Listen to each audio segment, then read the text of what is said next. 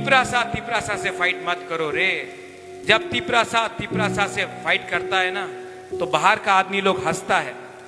आज बोल रहा है कि बीजेपी तिपरा मोथा फाइट कर रहा है। नहीं, बीजेपी तिपरा मोथा फाइट नहीं कर रहा है। सीपीएम तिपरा मोथा फाइट नहीं कर रहा है।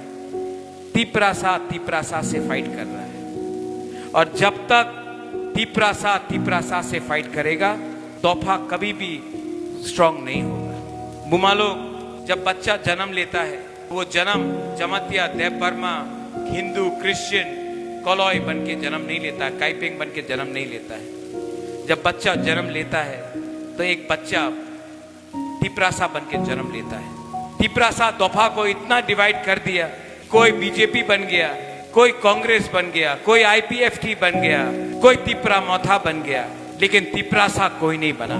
जिस दिन आप लोग ये बात समझ जाएगा ना, वाईटीएफ तिपरा मोथा के लोग, जिस दिन बुमा लोग ये बात समझ जाएगा कि सबसे पहले आप तिपरासा है, उसके बाद आप लोग जमातिया देवबर्मा कॉलोय रियांग उच्चोय काइपेंग बोंगचेर मोलसोम है, उस दिन हमारा दोफा कमजोर नहीं रहेगा। आपका राजा तिपरा मोथा के लिए फाइट नहीं कर रहा है।